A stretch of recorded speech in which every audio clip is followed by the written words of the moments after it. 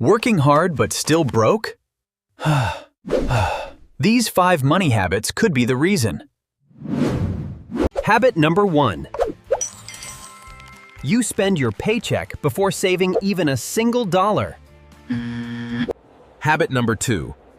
Depending on credit cards for everyday spending lets interest quietly drain your money. Habit number 3.